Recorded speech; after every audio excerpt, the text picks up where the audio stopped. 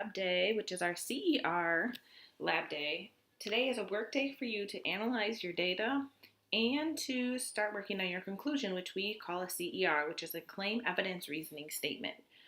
I don't know how many of you have done a CER, and so there is a link. If you go back into your lab right here, it says CER checklist and sentence starters that I've prepared that will help you get really good scores on this. A lot of your points in this lab come from doing a really good job analyzing your data. Before we jump into this, also note that your data table and graph also accumulate a lot of points in this lab. This is 30 points of summative. So if some of you look at your quiz scores and say, I don't really like those, they're really low, this is a way for you to kind of bring up your grade. So look at your data table. Is it all set up? Do you have the number in the unit? So if you have a number like 10, do you have seconds after that number? 10 means nothing unless you tell me what the unit is. Also, you should go back and look at your graph. Are there titles on your graph? Do you have a title at the top? Do you have a title on the horizontal axis? And do you have a title on the vertical axis? If you don't, go back and watch the videos where I show you how to make the data table and how I show you how to make the graph. Today, we're going to focus on the CER checklist and sentence starters. I'm going to open up the lab, which I didn't have open, but another thing you want to open is the CER checklist and sentence starters. Now looking at the lab, we should have most of this filled out, and we are on the analyze, which are you're just going to answer these questions, and then we have the CER. So there's a link embedded right here, which is going to open up again to the same document I just opened, which is the checklist and sentence starters. And what you need to do is to make a claim about the feedback loops you observed in this lab that help maintain homeostasis.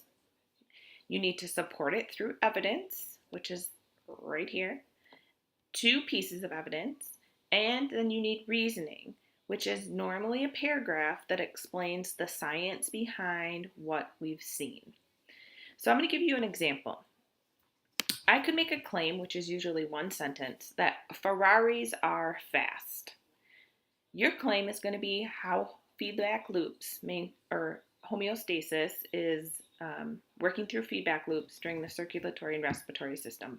I'm just going to give you an example. Ferraris are fast. Yours is going to be one sentence. Then you need to point to 2 pieces of evidence. So if we look at these sentence starters, when we look at your evidence, here is what I followed for my claim. Your evidence needs to have 2 detailed and specific pieces of evidence, which include numbers and units. An example is listed here, but I just had the example that Ferraris are fast. So my example would be, when I saw a Ferrari speed down the road, its max speed was 213 miles per hour. I've included numbers and I've included units, and I've stated where I got that evidence from. I can also state when I rode with Michael in the Ferrari, it went from 0 to 60 miles per hour in 3 seconds.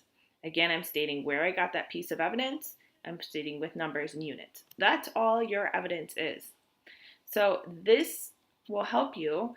And I also have sentence starters down here. My first piece of evidence of feedback loop is this occurred when.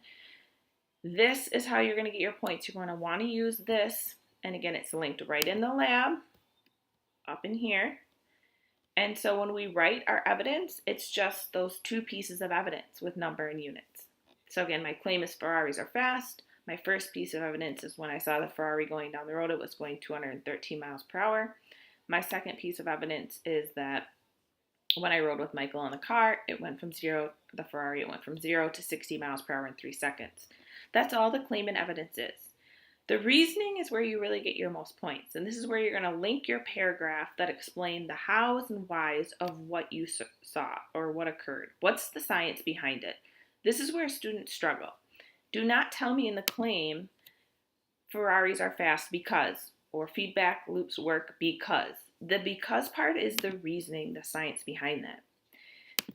So here are some sentence starters that will help you focus on writing a really good paragraph. If you use all of these, you're probably going to get all your points. So feedback loops are important because feedback loops work by. My body's response in this lab was blank because my body was using blank feedback loops. I know this because I was or was not able to maintain homeostasis. I know this because if my body wasn't doing this, it would blank. This is where you're talking about the science behind the phenomena. So again, the claim is of one sentence stating what you are observing. The evidence is two pieces of data that support your claim, and your reasoning is the science behind that. This is where you're going to type that into your lab. When you are done, this needs to be submitted in Schoology. So if we go back to Schoology, I showed you this the other day. Mine says submissions because I see what you've submitted to me. Yours is going to say submit, and you're going to click submit. You can do that now if you'd like to, and there will be a pop-up screen that comes up, and you're going to have a few different choices. When the pop-up comes up on the left-hand side, you want to actually choose to submit from resources. And you're going to want to choose your Google Docs or Google Drive as the resource you're going to upload from. And if you do this, then you simply just import that assignment in, and it'll upload as a Google Doc, and I can grade it really easily. If you submit this other ways, it's going to be difficult for me to grade. And so you may get a 0 because I can't see the file. So this video is also going to be linked at the end of the lab. And I'll also link it in Schoology. I actually put it right in here. So I'm making this yesterday, which is today for me.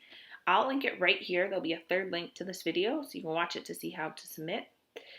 Please use your time wisely. This lab is going to be due Monday at 11:59 p.m., which gives you the Red Hawk Academy Monday night after school, I should say afternoon, to go there and get any help on this. So everyone should have no reason why they can't get a perfect score on this lab. You also have all day today to be working on this. Nobody's lab should look the same. None of your labs should be shared with anyone else. You're all submitting your own original work. But please, if you'd like to discuss your claim and evidence and reasoning, that's fine, but everyone should be filling this out in their own words. If you need any help, please ask Mrs. Johnson or email myself or Mrs. Miller, and I will see you all soon.